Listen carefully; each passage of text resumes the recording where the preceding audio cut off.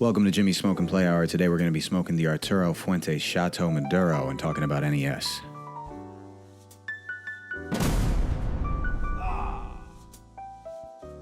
Stick around till after the game commentary for those interested in today's smoke. I was listening to the Red Cow podcast, and EJ said something that just gave me pause for thought. It was something that really stood out to me, and I've been thinking about it ever since. It has an assist mode in the new Switch version. So my boys we use the assist mode in Donkey Kong Bonanza. We use the assist mode in Mario Odyssey. It helps the kids actually play through the fucking game, which I appreciate. Absolutely. I know when I was a kid, I was thinking about it. I didn't finish any games. I know it was NES and it was harder.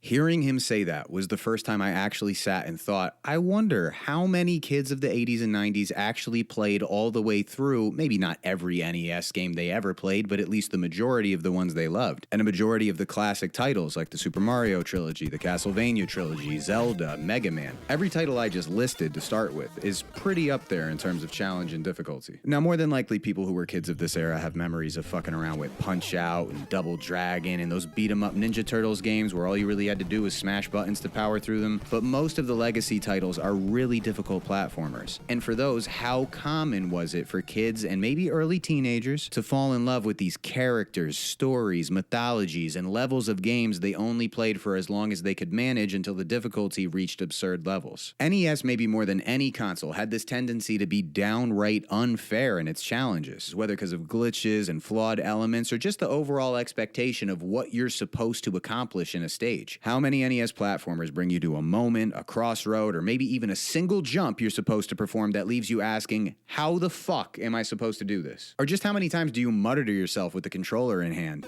How the fuck? This is impossible. What do they expect me to do here?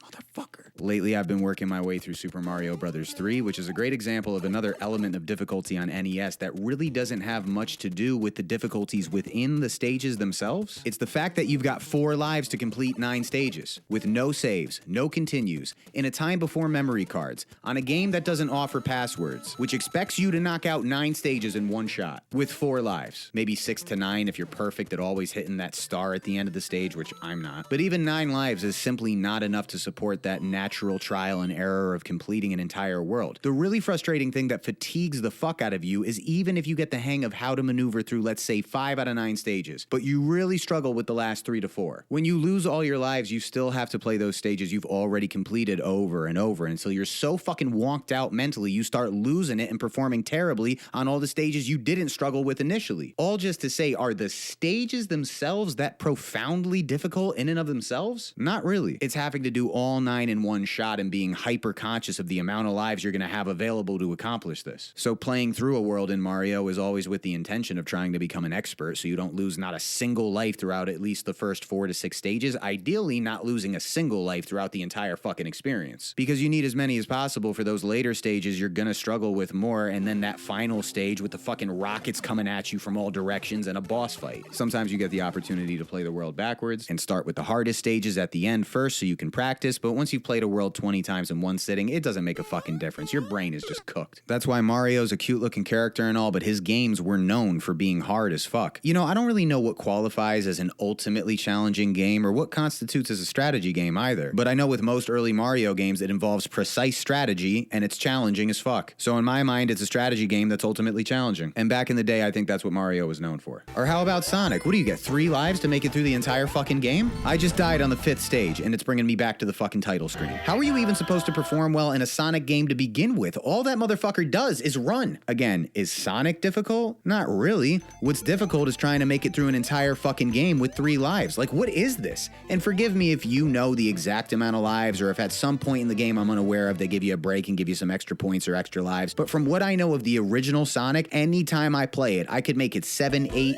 9 stages deep, and if I die, I get the Sega logo like I just booted up the fucking system. Game over, start from the top. Who the fuck wants to keep playing after that? Collecting those rings is part of reserving your life, right? How many of those fuckers do you collect running upside down in circles around the stage, and then how many get shaken out of you when you hit one fucking enemy? Like all of them, it seems. So what good was all the ring collecting to begin with? It got me through 1 hit. Next hit, I'm dead. That's what prevents me from playing Sonic often. Certainly the original. I've hated the original my entire fucking life, not because it's a bad game, not because it isn't fun, but because I'm not I'm not doing this. I'm not dying on stage 9 and going all the way back to the beginning of the fucking game like I just started the fucking thing. So again, how many kids of the 80s and 90s loved Mario and Sonic for as much of it as they could stomach, understandably only making it past a few worlds or levels and never really experiencing much of the later levels of those games? I'd love to know statistically how common that was. And the reason I mention all of this is because this is what I did with most games I loved the majority of my childhood. And as a result, I always found it inappropriate to refer to myself at all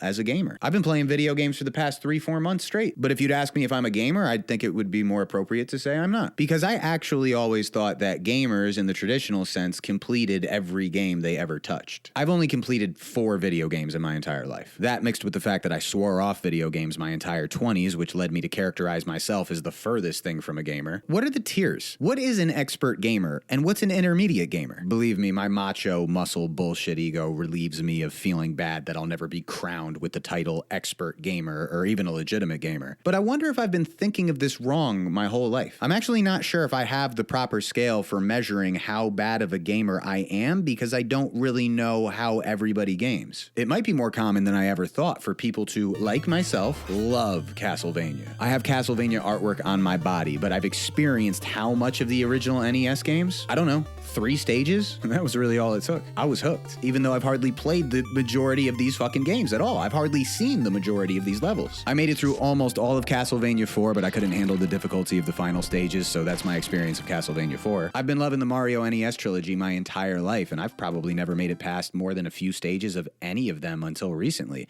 but it never stopped me from loving playing through as much of those games as I had. I even find Ninja Gaiden's flow and pace and moves to be super addictive, so I'd throw that on for 2 or 3 stages as a kid and then shut it off just to have a little fun and not get too frustrated. I would love so badly to experience all of Castlevania 1, 3, 4, and Dracula X, but it might be, how do I word this, fucking impossible for me. Like legitimately fucking impossible. So are emulated, modded, or updated versions of old games that offer new save options and ways to rewind and try again when you die an appropriate addition to games that were understandably too unfair to play all the way through? Does this method of playing retro games service a majority, or at least many people who, like me, wanted to experience all the stages of all the classic NES games that were just too hard to complete? See, I don't really know about modding and emulating and updated versions of games either, so I have no reference for what the fuck I'm even talking about. These are just things I'm pondering for the first time, really. Even though I couldn't give less of a fuck about my status as a gamer personally, whether you think I'm good, whether you think I'm trash, whether you think I'm intermediate, or if I could ever be crowned a legit gamer, like I give a fuck. I got other things to be concerned with. It's hardly a part of the equation of the conversation until it comes to this one weird quirk I have in my personality. I'm struggling to make it past World 5 on Super Mario Bros. 3. I really want to complete the whole game, but there is just this weird hang-up I have about doing it on an emulator or a cracked version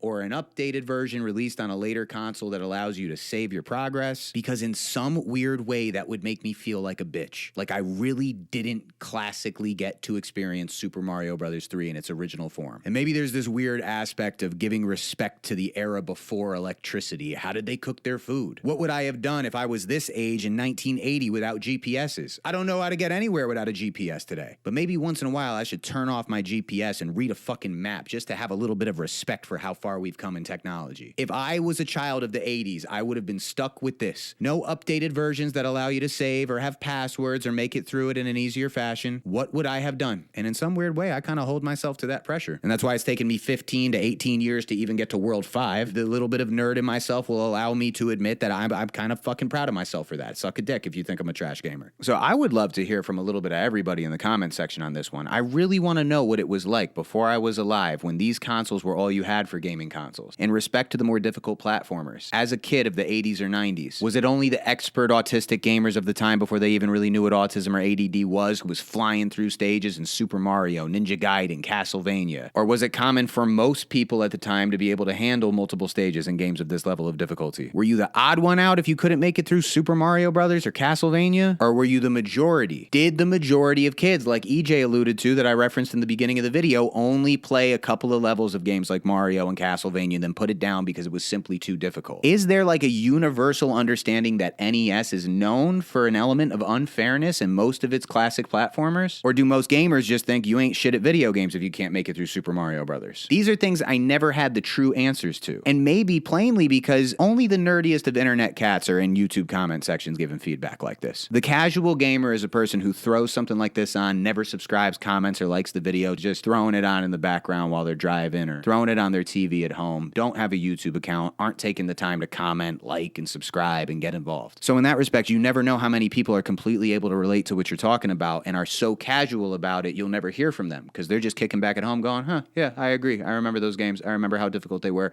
I remember not being able to make it through many stages. I'm glad Xbox exists today. Whatever.